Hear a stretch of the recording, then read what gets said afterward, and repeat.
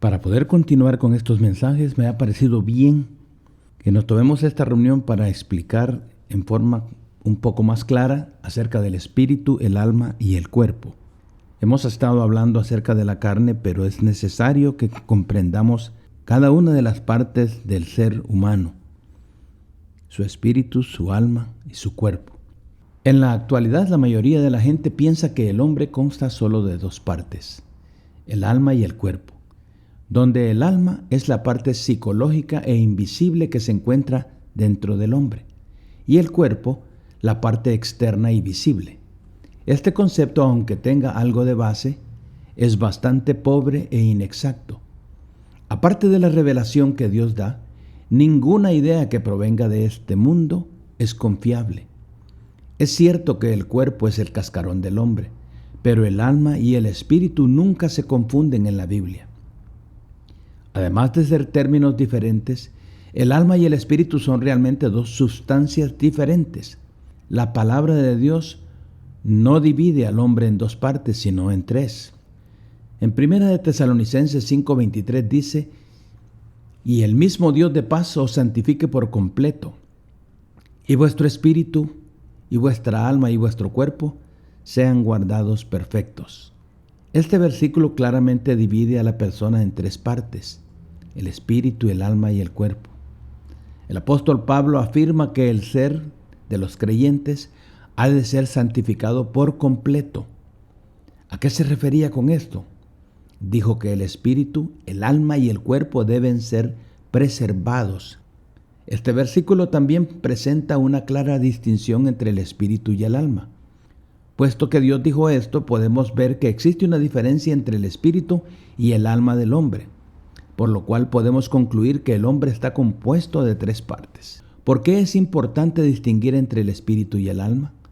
Porque conocer esta diferencia determina en gran manera la vida espiritual del creyente.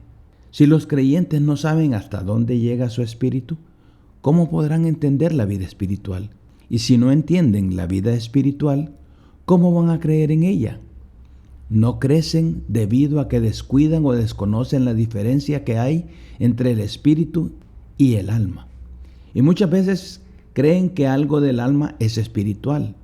Viven constantemente centrados en su alma y no buscan las cosas espirituales. Si mezclamos lo que Dios separó, inevitablemente sufriremos pérdida. El conocimiento espiritual se relaciona estrechamente con la vida espiritual. Sin embargo, es crítico que el creyente esté dispuesto a recibir la enseñanza del Espíritu Santo. En tal caso, el Espíritu Santo hará una separación entre el alma y el espíritu en la experiencia del creyente, aunque éste ni siquiera conozca dicha verdad. Un creyente con poco conocimiento sobre la diferencia entre el alma y el espíritu puede experimentar dicha diferencia. Por otro lado, un creyente que conozca esta verdad puede estar muy familiarizado con ella sin experimentarla en absoluto. Lo óptimo, obviamente, es tener tanto el conocimiento como la experiencia. A muchos creyentes les falta la experiencia, por lo cual es bueno permitir que conozcan las diferentes funciones del alma y del espíritu, ya que así buscarán las cosas espirituales. No solo en la carta a los tesalonicenses se presenta al hombre como una entidad que consta de tres partes. Otros pasajes de las Escrituras hacen lo mismo. Hebreos 4:12, por ejemplo, dice: «Porque la palabra de Dios es viva y eficaz, y más cortante que toda espada de dos filos, y penetra hasta partir el alma y el espíritu, las coyunturas y los tuétanos, y discierne los pensamientos y las intenciones del corazón». El apóstol divide los elementos intangibles del hombre en dos partes, el alma y el espíritu. Así como un sacerdote dividía el sacrificio y abría las partes con un cuchillo para que nada quedara escondido, así el Señor Jesús, por medio de la palabra de Dios, divide a aquellos que le pertenecen. Él penetra y divide cada parte, ya sea la parte espiritual, la parte anímica o el alma, y la física. Ya que el alma y el espíritu pueden dividirse, obviamente no deben ser la misma cosa. Por lo tanto, este pasaje también asevera que el hombre está compuesto de tres elementos.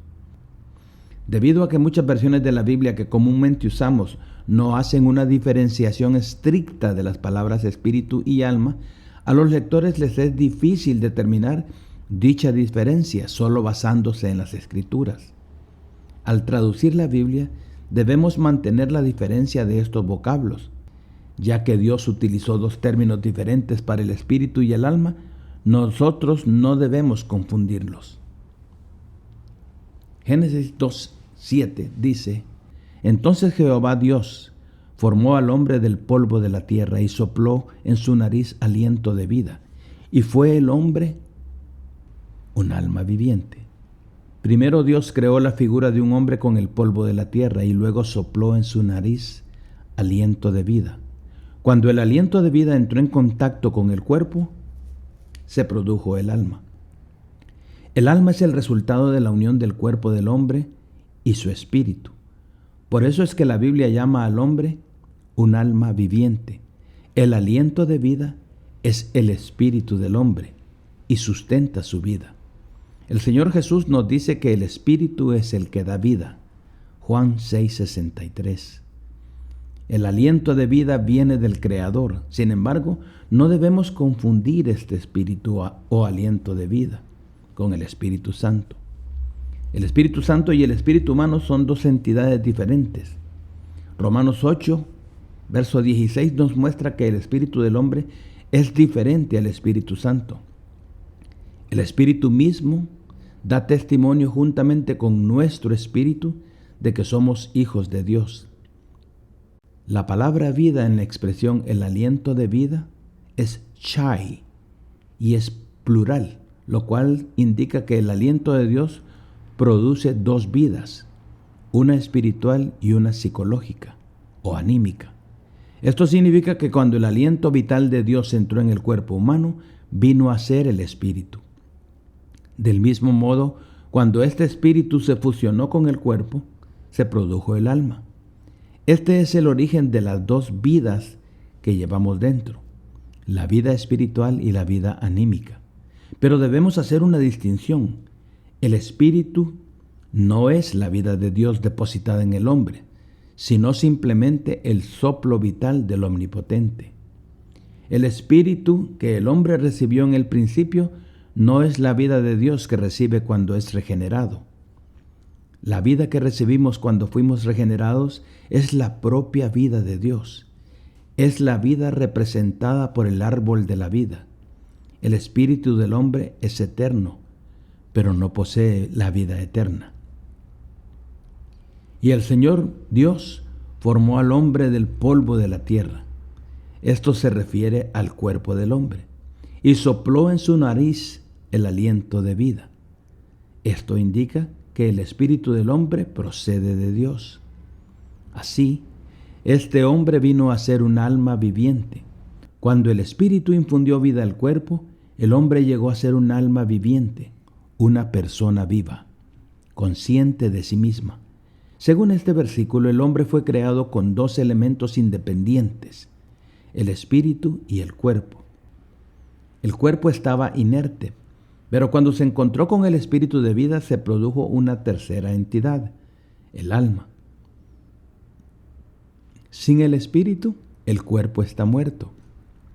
Cuando vino el espíritu, el cuerpo recibió vida.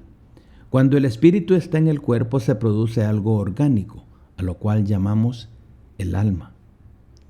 No solo se produce el alma, sino que además los dos se incorporan a esta.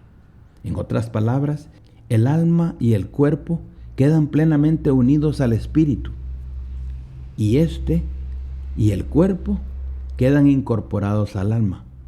Antes de que Adán cayera, su espíritu y su cuerpo no tenían el conflicto que tienen en nosotros hoy. Los tres elementos de su ser estaban en perfecta armonía y estaban integrados. El alma sirvió de eslabón y vino a ser el asiento de la personalidad del hombre, permitiéndole existir independientemente. El alma es la consumación de la unión entre el espíritu y el cuerpo, y es la totalidad de los elementos que constituyen al hombre. Por eso decimos que el alma es el resultado de la unión de dos. Además, es la personalidad misma del hombre. Examinemos el siguiente ejemplo. Si ponemos una gota de tinta en una vasija con agua, la tinta y el agua se mezclan y llegan a ser agua entintada. Se puede decir que es tinta, y de hecho lo es. También se puede decir que agua, porque todavía sigue siendo agua. La tinta y el agua mezcladas llegan a ser una tercera sustancia, agua entintada. El alma, producida por la unión del espíritu y del cuerpo, es un elemento independiente. De la misma manera, el espíritu y el cuerpo eran dos elementos independientes, pero su combinación produjo el alma. Dios caracteriza al hombre por su alma, ya que ahí residen las cualidades de éste. El hombre no es solo un cuerpo, ni es solo un cuerpo con aliento de vida, sino que llegó a ser un alma viviente. Por eso es que, como veremos luego en la Biblia, Dios usa la palabra alma para referirse al hombre. Esto se debe a que el hombre es juzgado por su alma, pues ella lo representa y expresa las características de su personalidad.